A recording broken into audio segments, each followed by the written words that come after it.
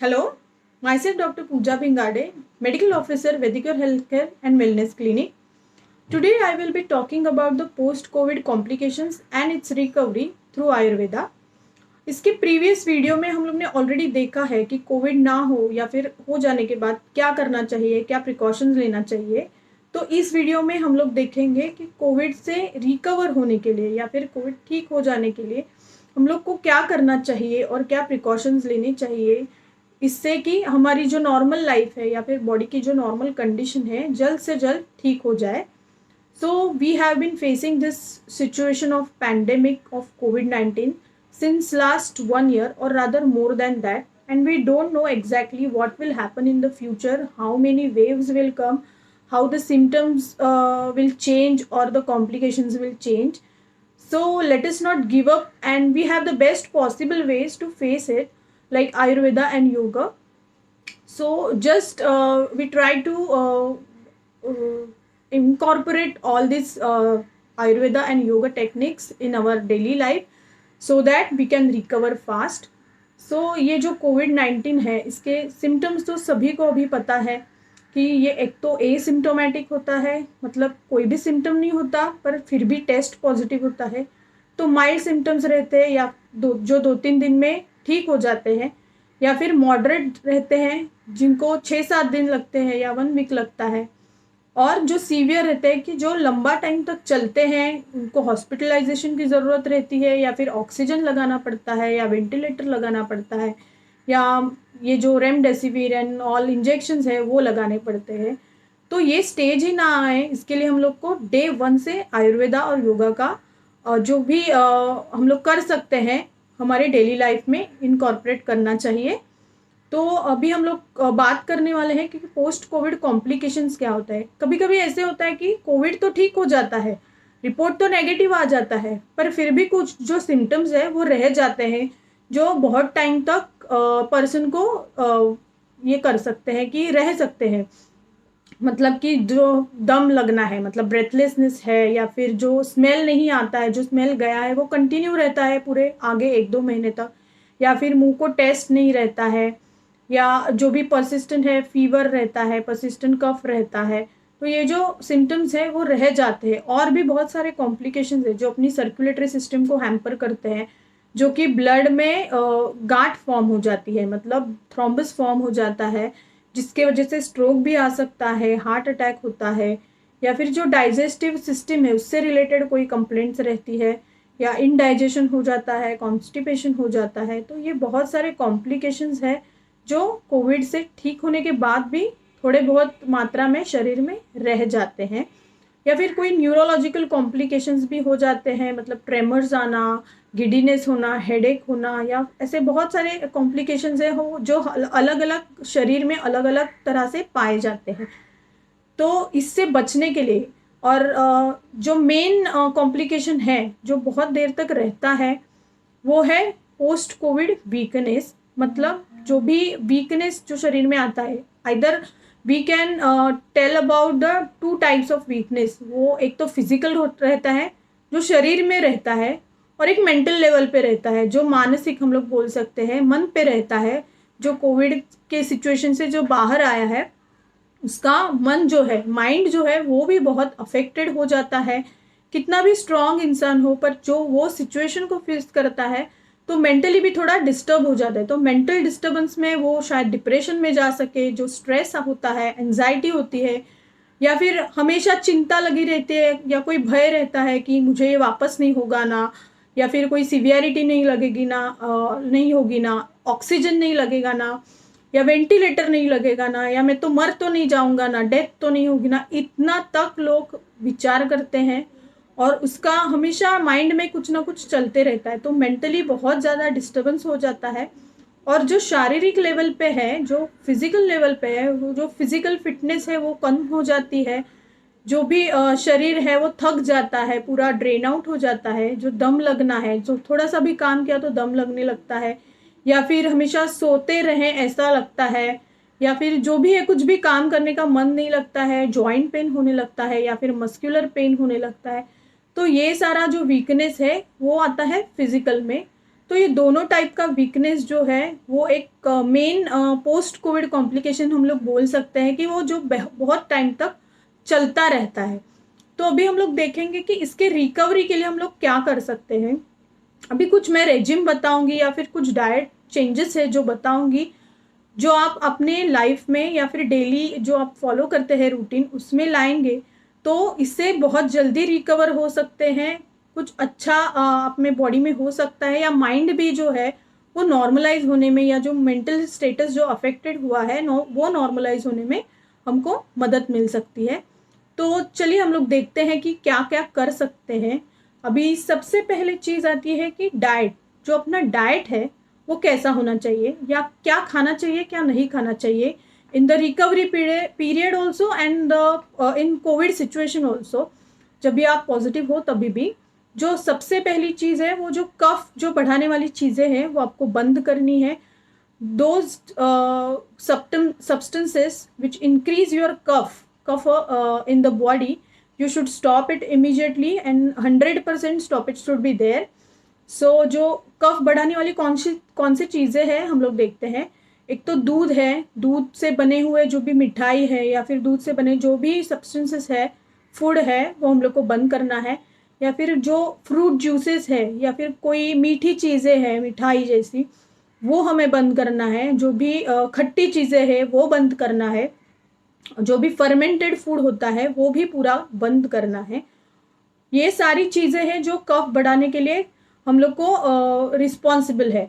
और ऑलरेडी कोविड-19 ये कफ का ही बीमारी है, कफ की ही बीमारी है जो अपने रेस्पिरेटरी सिस्टम को ख़राब करती है या फिर हमारे लंग्स को अफेक्ट करती है। सो हमें ये सारी चीज़ें बंद करनी है। और अभी क्या खाना है ये हम लोग देखते हैं। एक तो जो भी है फूड वो फ्रेश और ऐसे गर्म ही होना चाहिए जो भी हम लोग खाएंगे। दूसरा जो है हम लोग खाने में क्या ले सकते हैं, तो हम लोग जो सूप है, मतलब हमारे जो पल्सेस है, मूंग है, मसूर है, मटकी है या फिर जो चना है, उसका सूप बना के हम लोग ले सकते हैं। उसमें जो है काली मिरी या फिर सेंधा नमक या फिर अजवाइन या फिर लहसुन रहती है, उसका हम लोग बगैर लगा सकते हैं। तो ये सारी जो चीज़ें हमने हमारे घर में ऑलरेडी अवेलेबल रहती है। और जो कोविड सिचुएशन में जो कफ की वजह से हमारा जो डाइजेस्टिव सिस्टम है जिस पे असर हुआ है, मतलब डाइजेशन जो है वीक हो गया है, वो अच्छा होने में या सुधारने में ये सारी चीज़ें अपने को हेल्प करती है। और जो पल्सेस है उसमें से बहुत सारा प्रोटीन मिलता है कि जो बॉडी में हीलिंग करने के लिए काम आता है। तो ये सारी चीज़ें हमको फ़ायदा ही करने वाली है।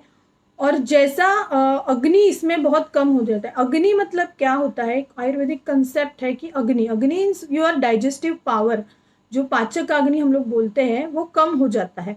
तो उसको बढ़ाने के लिए हम लोग को कुछ ना कुछ तो करना पड़ेगा, या हम लोग ऐसे ही कुछ भी खाते रहेंगे तो वो और ख़राब होने वाला है, और वो भी फीवर और ये सब जो सिम्टम्स है वो कम नहीं होने वाले। तो जितना हो सके हमको हल्की जो चीज़ें हैं वो खानी है। एक तो ये ध्यान में रखना है। ये जो सारे पल्सेस के सूप है वो बहुत काम करेंगे। हमको जो वाटर है वो बॉईल करके फिर लेना है पीने के लिए, और वो थोड़ा वार्म ही रहना चाहिए। जितना वार्म रहेगा उतना कफ पिघलने में या जो कफ की बीमारियां हैं वो कम होने में आपको अच्छा रहेगा। और आयुर्वेदा में एक कंसेप्ट है कि एक षडंग पानीय करके बताया है, ठीक है, जिसमें 6 द्रव्य है जो हर्बल मेडिसिन है। There are 6 herbal medicines in Shadanga Panya. You can take that in water, boil it, and you can drink that water in day, little by little.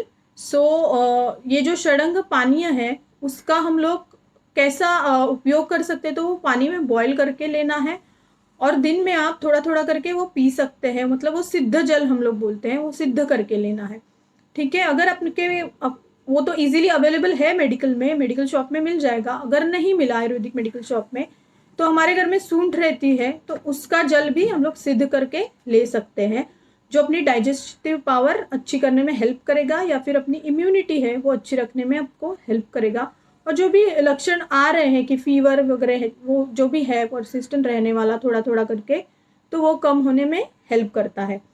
दूसरी चीज़ है हमारी स्लीप, जो निद्रा है। you should take 6 to 8 hours of sleep every night. ऐसे नहीं कि night में कुछ टीवी देखते रहे, मोबाइल देखते रहे और दिन में सो जाए, तो ये बिल्कुल भी ख़राब है। दिन में बिल्कुल सोना नहीं है। सोने के लिए आपको नाइट की ही 6 to 8 hours की स्लीप ज़रूरी है, जिसमें आपकी बॉडी हील होती है। दिन में सोना बिल्कुल भी अलाउड नहीं है, जिससे कफ बढ़ता है। अगर आपको बहुत ज़्यादा नींद आ रही है तो आप जस्ट रिक्लाइन होके थोड़ा सा रेस्ट कर सकते हैं, पर पूरा ऐसे 2-3 घंटा सो जाना नहीं है खाने के बाद, ठीक है। तो वो कफ बढ़ाने में आपको रिस्पॉन्सिबल है, तो नहीं करना है। फिर आता है एक्सरसाइज विहार, मतलब आपको क्या क्या आपके डेली रूटीन में इंक्लूड करना है। Exercise is compulsory for post Covid recovery, because उससे माइंड भी अच्छा रहेगा और जो भी फिजिकल आपको पेन ही हो रहा है, मस्कुलर पेन, जॉइंट पेन, उसमें भी आपको रिलीफ रहेगा। तो सबसे पहले आता है योगा। योगासन जो है वो आप करेंगे तो आपकी जो बॉडी और माइंड है दोनों पे असर होने वाला है, दोनों को फ्रेश लगने वाला है और जो भी माइनर डिफेक्ट्स रहेंगे वो क्लियर होने वाले हैं। और जो सबसे इम्पॉर्टेंट है कि आपका रेस्पिरेशन जो है अच्छा होने वाला है, ब्रीदिंग कैपेसिटी बढ़ने वाली है, लंग कैपेसिटी बढ़ने वाली है। जो ऑक्सीजन कम हो रहा है या फिर कम हो गया है ऑलरेडी, वो सुधारने के लिए, उसकी लेवल अच्छी करने के लिए आपको हेल्प होने वाली है। तो योगासन में आप कौन से आसन कर सकते हैं, तो मैं एक 2-4 आसन का नाम बता देती हूँ जो इजी है, वो आप कर सकते हैं। सबसे पहला है कि मकरासन करके एक आसन है, जो प्रोन पोजीशन में हम लोग सो के करते हैं पेट के बल। इससे क्या होता है कि आपका जो रेस्पिरेशन है वो इजी हो जाता है। जो भी आपको दम लग रहा है या फिर सांस लेने में कोई तकलीफ हो रही है तो वो ठीक हो जाएगी। दूसरा है भुजंगासन करके, जिसमें अपनी जो चेस्ट एरिया है उसको, उसके जो मसल्स है उसको हम, उस पर हम लोग काम करते हैं। तो जो अपनी लंग कैपेसिटी है, लंग्स की कैपेसिटी है एक्सपैंड होने की, वो बढ़ जाती है। तो ऑक्सीजन भी अंदर जो हम लोग एयर ले रहे हैं उसकी कैपेसिटी भी बढ़ जाती है। तीसरा वाला है पर्वतासन करके, जिसमें भी हमारी लंग कैपेसिटी बढ़ने का काम होता है, माइंड स्टेबल रहता है, पूरे बॉडी को अच्छा सा स्ट्रेच मिलता है। तो ये 2-3 आसन है और इससे भी और कई आसन है जो आप अपने डॉक्टर से या फिर योग शिक्षक से पूछ के आप कर सकते हैं अपनी अपनी बॉडी के हिसाब से, क्योंकि हर एक की बॉडी अलग रहती है, हर एक की तकलीफ अलग रहती है। मैं यहाँ पे जनरलाइज बोल रही हूँ, पर ऐसा नहीं है कि आपके डॉक्टर से कंसल्ट करके ही इसका उपयोग कर सकते हैं। और दूसरी चीज़ आती है कि प्राणायाम। प्राणायाम तो बहुत ज़्यादा इम्पोर्टेंट है। प्राणायाम ये शब्द में है ही उसका मीनिंग है, मतलब प्राण और आयाम, मतलब सांसों को आपको कंट्रोल करना है या माइंड फिक्स करना है। Controlled and discipline breathing is pranayama. ये जो ब्रीदिंग टेक्निक हम लोग डेवलप करेंगे प्राणायाम से, उससे हमारे रेस्पिरेशन में जो भी तकलीफ़ें हैं वो कम होने वाली है या हमारी रेस्पिरेशन पावर बढ़ जाने वाली है। ब्रीदिंग पावर जो है, ब्रीदिंग कैपेसिटी, लंग कैपेसिटी और बढ़ने वाली है। और जो ब्लड की ऑक्सीजन कैरिंग कैपेसिटी रहती है, जो ब्लड हर एक ऑर्गन में शरीर में जाता है और उसका कार्य सुधारता है, तो वो भी अच्छा हो जाता है। तो प्राणायाम करना बहुत ज़रूरी है। अभी कौन सा प्राणायाम कर सकते हैं, तो हम लोग फर्स्ट तो कर सकते हैं अनुलोम विलोम, जो इजी है और सबको शायद मालूम भी होगा। दूसरा है भ्रामरी प्राणायाम, जिसमें गूंगे की तरह आवाज़ निकालती है हम लोग जो भी सांस बाहर निकालते हैं। और तीसरा है भस्त्रिका प्राणायाम, जो कि अपर रेस्पिरेटरी ट्रैक पे ज़्यादा काम करता है। सो ये जो 2-3 प्राणायाम जो बताए वो आपको डेली करने हैं। तीसरी जो चीज़ है, योगा में यौगिक शुद्धि क्रिया जैसे बताया है, तो उसमें जलनेति, कपालभाति, ऐसी जो चीज़ें हैं जो रेस्पिरेशन और अपना जो रेस्पिरेटरी ट्रैक्ट है इनफैक्ट, उसको क्लीन रखने में आपको हेल्प करती है, तो वो आपको करना है। और चौथी जो मोस्ट इम्पॉर्टेंट चीज़ है, ओमकार साधना, मतलब ध्यान।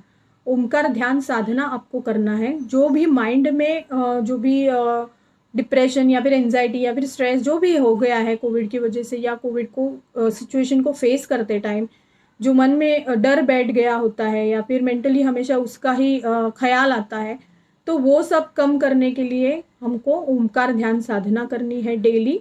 ये आप खुद जब भी ट्राई करेंगे तभी आपको इसके इफ़ेक्ट दिखने लगेंगे। मतलब ये बहुत अच्छी तरीके से अपने माइंड को कंट्रोल करने में, काम करने में बहुत काम आता है। तो ये सारी जो चीज़ें हैं वो हमें डेली करनी है, तो इससे हम लोग रिकवर फास्ट होने वाले हैं। और ये जो सारी चीज़ें वो फिजिकल और मेंटल दोनों लेवल पे काम करने वाली है। अभी तीसरा, अभी लो जो लास्ट मैं बताने वाली हूँ वो है ट्रीटमेंट पार्ट। अभी ये तो सब रेगुलर में करेंगे और उससे ठीक भी हो जाएंगे, पर कुछ लोग ऐसे भी हैं जिनको शायद ट्रीटमेंट या फिर चिकित्सा की ज़रूरत है। तो उनके लिए आयुर्वेदा में बहुत सारे ऑप्शंस हैं।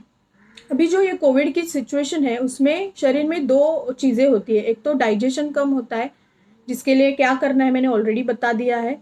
और दूसरी जो चीज़ है, तो जो सप्त धातु रहते हैं शरीर में वो कम कम होने लगते हैं। मतलब वो उनकी जो स्टेज है वो धीरे धीरे कम होने लगती है और शरीर में तकलीफें बढ़ जाती है।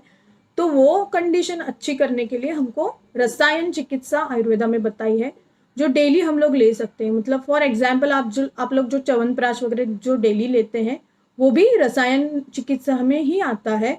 वैसे ही बहुत सारे रसायन है, पिप्पिली रसायन है, कुष्मांडावले है और बहुत सारे मेडिसिन है, गुड़ुचि है, अश्वगंधा है, ये बहुत सारे मेडिसिन है जो आपके बॉडी के हिसाब से आपको लेना है। सारे ऐसे व्हाट्सएप यूनिवर्सिटी में देख के किसी को भी कोई भी मेडिसिन एट ए टाइम नहीं लेना है। तो अपने डॉक्टर से या वैद्य से कंसल्ट करके आपको वो सारी चीज़ें लेनी है। दूसरी एक चीज़ आती है कि आयुर्वेदा में बहुत सारे रसौषधि वर्णन किया है, या फिर जो हर्बल मेडिसिन है, भस्म है अलग अलग अलग टाइप के। तो ये सारे मेडिसिन का कॉम्बिनेशन करके अगर हम लोग पेशेंट को देते हैं तो उसकी ऑक्सीजन लेवल भी अच्छी रह जाती है और जो ब्रीदिंग कैपेसिटी है वो भी अच्छी होने लगती है। या फिर कफ, फीवर वगैरह जैसे सिम्टम्स अगर रहेंगे परसिस्टेंटली तो वो कम होने में हेल्प रहती है। और एक आयुर्वेदा का बहुत अच्छा डिटॉक्सिफिकेशन का जो पार्ट है वो है पंचकर्मा। मतलब अगर कोविड हुआ है तो बहुत सारी मेडिसिन एक साथ देते हैं लोग, या फिर ली जाती है जल्दी से जल्दी ठीक होने के लिए। तो वो बॉडी में कुछ ना कुछ चेंजेस तो करेंगे ही बाकी के सिस्टम में। तो उससे बाहर निकालने के लिए, मतलब वो साइड इफेक्ट भी हो सकते हैं या फिर उससे कोई डिजीज भी आगे जाके हो सकता है, तो वो ना हो या फिर कम हो। तो उसके लिए हम लोग पंचकर्मा करके जो प्रोसीजर्स आती हैं 5, वमन, विरेचन, बस्ती, नस्य, रक्तमोक्षण, वैसे ये तो 5 है। और इसके साइड में भी शिरोधारा वगैरह करके जो ट्रीटमेंट्स रहते हैं जो मेंटली अफेक्टेड पीपल को बहुत अच्छे से इसमें से बाहर निकालने के लिए हेल्प करेंगे। तो ये सारे पंचकर्मा में आते हैं, इसका हम लोग उपयोग कर सकते हैं। वैसे ही जो मालिश होता है, स्टीम देते हैं, स्नेहन और स्वेदन करते हैं, उससे जो मस्कुलर पेन है, जॉइंट पेन है, वो भी कम होने के लिए और जो शरीर की थकान है वो कम करने के लिए हमको हेल्प होती है। नस्य में हम लोग करते हैं कि जो मेडिसिनल ड्रॉप्स रहते हैं ऑयल के या फिर काढ़े के, वो हम लोग नोज में डालते हैं। तो ये ट्रीटमेंट पार्ट भी हो गया और हम लोग डेली भी कर सकते हैं। हमारे पास घर में घी तो अवेलेबल रहता है गाय का, तो उसके भी 2-2 ड्रॉप्स हम लोग नाक में डाल सकते हैं। और इससे जो भी अपनी रेस्पिरेशन या फिर ब्रीदिंग के लिए डिफ़िकल्टी है वो हम लोग कम कर सकते हैं। तो ये सारी पंचकर्मा की चीज़ें हैं जो हम लोग डिटॉक्सिफिकेशन के लिए कर सकते हैं। या कोई भी अगर वीकनेस बहुत ज़्यादा है तो ब्रूहण बस्ती करके एक रहता है जो मेडिसिनल एनिमा हम लोग बोलते हैं, तो वो कर सकते हैं। तो ऐसी बहुत सारी चीज़ें आयुर्वेदा और योगा में है कि हम लोग उससे करके जल्दी से जल्दी रिकवर हो सकते हैं। तो हमको इधर उधर या फिर इंजेक्शन या फिर वेंटिलेटर के पीछे भागने से पहले ये हम लोग सारे करेंगे नेचुरल वे से, तो वो स्टेज ही अपने पास नहीं आने वाली है। तो डे 1 से हमको आयुर्वेदा और योगा का साथ लेना है और इससे जल्दी से जल्दी रिकवर होना है। सो मेरी रिक्वेस्ट है कि आपके रिलेटिव्स या फ्रेंड्स जो भी हैं उन तक भी ये आप मैसेज पहुंचा दीजिए